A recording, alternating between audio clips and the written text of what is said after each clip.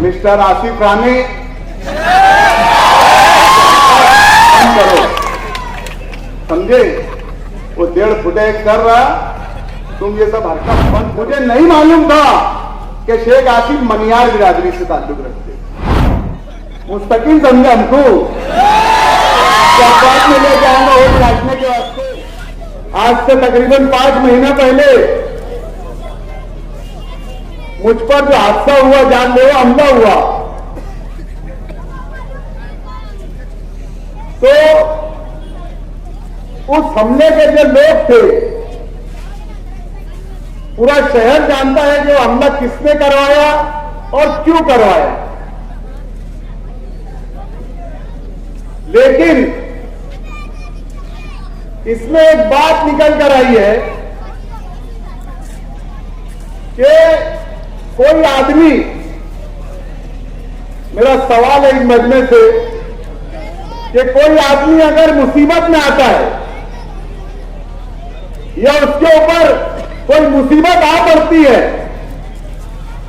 तो वो अपने किसी जिम्मेदार को या अपने किसी बड़े को वो इत्तला करता है और उस मुसीबत से बचने के लिए रास्ता निकालता है।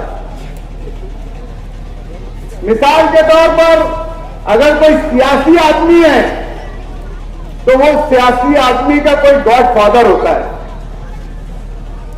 मुझ पर अगर कोई मुसीबत आई तो मैं मेरे घर के बाद अगर किसी को बोलूंगा तो मुफ्ती साहब से बात करूंगा, मुफ्ती साहब के बाद से इम्तियाज जलील साहब से बात करूंगा, इम्तियाज जलील साहब के बाद मैं असदुद्दीन अवैसी साहब से बात करूंगा, क्योंकि ये हमारे कायद है, ये हमारे लीडर है। तो जिन लोगों ने मुझ पर हमला किया, आप जानते हैं उनका सियासी गॉडफादर कौन है? देवेंद्र फडणवीस। और मैं ये कोई हवाई बातें नहीं कर रहा हूं। जिस दिन मुझ पर हमला हुआ उसके दूसरे दिन सुबह 10 बजे, मैं पुलिस रिकॉर्ड की बात कर रहा हूं, पुलिस रिकॉर्ड में जो कॉल हिस्ट्री आई है, उस कॉल हिस्ट्री के अंदर सुबह 10 बजे, 7 बजे से लेकर 10 बजे तक इन्होंने देवेंद्र फडणवीस से कंटिन्यू बात की है। मैं यहां देवेंद्र फडणवीस जी का नंबर बोलना चाहता हूं, मैं कोई हवाई बात नहीं कर रहा हूं।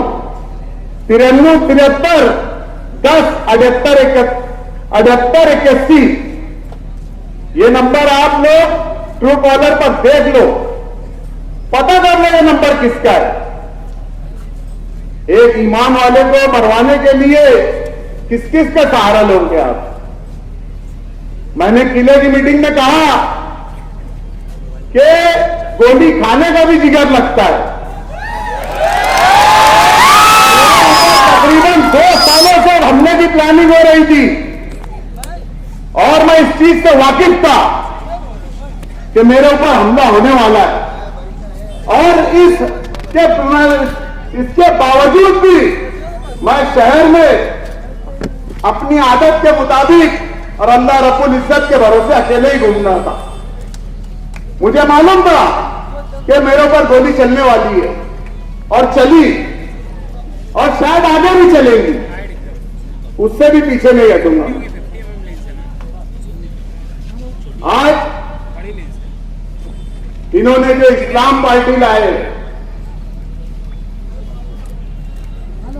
हमारे यूसुफ इलियास साहब ने कहा कि वो एक जाहिल है, और जाहिल होने का उन्होंने सबूत दिया, उनसे क्या तवक्के रख सकते। मैं ये कहना चाहूंगा कि वो जाहिल नहीं है, बहुत दूर अंदेश है वो, बहुत दूर अंदेश है वो। ये इस्लाम पार्टी का जो नाम है, एक मुनज़्ज़म साजिश के तहत और अपने सियासी गॉडफादर और अपने सियासी बाप लोगों के बोलने के ऊपर इस्लाम पार्टी का नाम रखा गया है, बीजेपी के बोलने के ऊपर। क्यों? आपके मन में सवाल पैदा हो रहा होगा कि बीजेपी वाले क्यों ये बात कहेंगे कि इस्लाम पार्टी रखना चाहिए। बीजेपी वाले यहां पर इस्लाम पार्टी का नाम रखवाकर पूरे महाराष्ट्र में डंका बजवाते, वो 1.5 फुटे को भेज देते और बोलवाते थे यहां पर जिहादी पार्टी आई है। मैं बोलता था कि मालेगांव मिनी पाकिस्तान है, मैं बोलता था मालेगांव में पाकिस्तान बांग्लादेश के लोग रहने वाले, वो बात साबित होगी। और इसका सियासी फायदा एक सीट छोड़कर इसका सियासी फायदा पूरे महाराष्ट्र में उठाना चाहते थे। मैं हमारे उलमाओं को सलाम करता हूं, उनकी दीनी बेदारी को सलाम करता हूं, उनके जज्बे को सलाम करता हूं कि उन्होंने इस नापाक साजिश को समझा कि ये एक प्लानिंग के तहत एक बीजेपी का एजेंट, ये एजेंट है, एजेंट बीजेपी का, ये बीजेपी का एजेंट यहां पर इस्लामी पार्टी का नाम रखकर अपने पूरे उसके अंदर वो चलाना चाहता है। मिस्टर आसिफ रानी, करो, समझे? वो 1.5 फुटे कर रहा, तुम ये सब हरकत बंद करो। कौम के साथ खिलवाड़ करना और सीना पीटना, मैं अभी 2 रोज पहले की और आज की और कल की तकरीर देख रहा था, तो वो रुदाली पिक्चर देखे क्या आपने? रुदाली, माफ करना मुफ्ती साहब, तुमने नहीं देखे होंगे। उसमें ना बाकायदा रोया जाता, तो सीना पीटने के वास्ते औरतों को बुलाया जाता, और किसी के घर में अगर मैयत होती है ना, तो वो घर वालों को रोना नहीं आता ना, तो भाड़े भी किराए की औरतों को बुलाया जाता रोने के लिए। तो ये इस तरीके से रो रहा है, बोले रोतड़ी खेलेंगे, ये खेलेंगे, वो खेलेंगे। अबे सीधा सीधा खेलेंगे, एकदम साफ सुथरा खेलेंगे। तुम क्या खेलना चाहते? तुम कैसा खेलना चाहते बोलो? इसका प्रोपेगेंडा पूरे महाराष्ट्र में फैलाकर ये सियासी सियासी फायदा फिरका परस्त ये उठाना चाहती थी। आज ये इलेक्शन लड़ रहे हैं, इलेक्शन के नाम पर मेरे हादसे के बाद मेरे घर वालों को, मुझे और भी मेरे रिश्तेदारों को न जाने किस किस चीज का हवाला दिया जा रहा है। बिरादरी का हवाला, इसका हवाला, जाने दो, एक हो जाओ, नेक हो जाओ, एक हो जाओ। मतलब एक होंगे नेक होंगे क्या? इनकी नियतों में खोट है। मैं ईमान हूं बोल रहा, मुझे नहीं मालूम था कि शेख आसिफ मनियार बिरादरी से ताल्लुक रखते। ये तो उन्होंने अपने जबान से बोला कि मैं मनियार बिरादरी का हूं, हम चूड़ी पिनाने वाले हैं।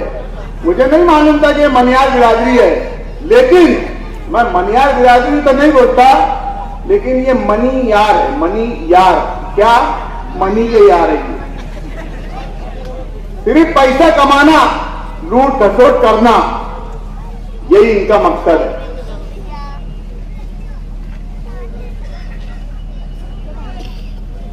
लोग बिरादरी का, इसका उसका वास्ता दे रहे हैं। हमारे लिए भी आसान रहा थी, हम उनसे मिल लेते, मामला खत्म कर लेते। जान किसको प्यारी नहीं है? जान सबको प्यारी है, लेकिन अगर हम मिलते तो हमारी आने वाली नस्लों को हम क्या जवाब देते? जिस तरीके से, जिस अंदाज से वो हमें समझा रहे हैं कि एक हो जाओ, मिल जाओ, तो भैया सब मामला खत्म कर दो, झगड़े खत्म कर दो। चाहते तो मिल सकते थे, सारे झगड़े खत्म कर सकते थे, लेकिन ये जुल्म के खिलाफ खड़ा कौन होगा? मैं अगर अपने मुफाद के लिए, मैं अपनी जान के लिए इन हरामखोरों से अगर समझौता कर लूंगा तो मेरी आने वाली नस्लों का क्या होगा? कौन इनके खिलाफ खड़ा होगा? कौन बनेगा? अरे मैं इसके लिए एक 3 गोली भी और 30 गोली खाने के लिए तैयार है, लेकिन कौम के साथ गद्दारी नहीं करूंगा और जो गद्दार लोग हैं उनसे कभी हाथ नहीं मिलाऊंगा। हमारे कुछ लोग इलेक्शन में कुछ हमारे अपने साथ के उठने बैठने वाले रिश्तेदार, ताल्लुकात, कुछ लोग जो है उनकी बातों में आकर वो लग गए। लगो, कोई बात नहीं, लेकिन मैं तुमको यहां से एक मैसेज देना चाहता हूं। तुम अगर उनके साथ लगे हो ना तो अब्दुल मालिक ये समझेगा कि अब्दुल मालिक के हमला करने के जिम्मेदार तुम भी हो। मैं अपील करना चाहता हूं, मैं इस इलाके से अपील करना चाहता हूं, मैं इस स्टेट से अपील करना चाहता हूं कि जो लोग बुराई को बुराई समझेंगे, जो लोग मेरे हमले को गलत समझेंगे, जो लोग शहर के अंदर नशा बिक रहा है उसको गलत समझेंगे, जो लोग बुराई को ताकत से रोकने का जज्बा समझते होंगे और कहीं भी थोड़ी सी भी उनके अंदर मेरे लिए एक राय के सर्रे के बराबर भी मोहब्बत होंगी तो वो मुफ्ती मोहम्मद इस्माइल साहब को वोट देके वो मेरी मोहब्बत का इजहार करेंगे।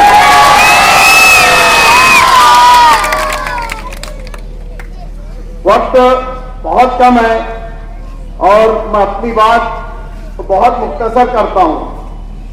और यहां जो लोग आए हैं, ये जो मजमा है, आप एक संजीदगी के साथ यहां से उठकर जाए और अपने अपने रिश्तेदारों को, अपने अपने घरों में तमाम लोगों को समझाए। इलेक्शन तो इंशाअल्लाह किले की मीटिंग तक तो 1.5 लाख पार थे, अभी बढ़ते जा रहा है। आसिफ भाई, तुम्हारे न्यूज चैनल पे देखा मैं, बहुत लंबा फर्क चल रहा मुफ्ती साहब का। इन्होंने इलेक्शन पोल डाले है, उस पर बहुत लंबे फर्क से अल्हम्दुलिल्लाह मुफ्ती साहब 70% वोट पे चल रहे हैं। यानी वो बोलते ना, आधे में अजगर आधे में सारा घर। और हमको बोलते भैया कि वर्करी कर रहे, पंटरी कर रहे। अरे भैया, हम ना पंटरी कर रहे, वर्करी कर रहे, किसकी कर रहे? अबे दाढ़ी वाले की कर रहे, अबे ईमान वाले की कर रहे। तेरे जैसे खड़े रह के पंटरी भी कर रहे। मुस्तकिल समझे हमको, बात में ले जाएंगे वोट काटने के वास्ते। सेटिंग से लड़ रहे। मेरे एक दोस्त को बोलते कि अबे हमको वोट नहीं देगा तो मुस्तकिल को दे दे, बोले ऑप्शन है ना बोले तुम्हारे पास। तो ये चीज को समझो और इसको अपना मैसेज लेके जाओ। यहां से एक अहद करो कि आप लोगों को हर हाल में मुफ्ती मोहम्मद इस्माइल कासमी साहब के वास्ते पूरी ताकत से लड़ना है। इतना ही कहकर मैं अपनी बात खत्म कर रहा हूं।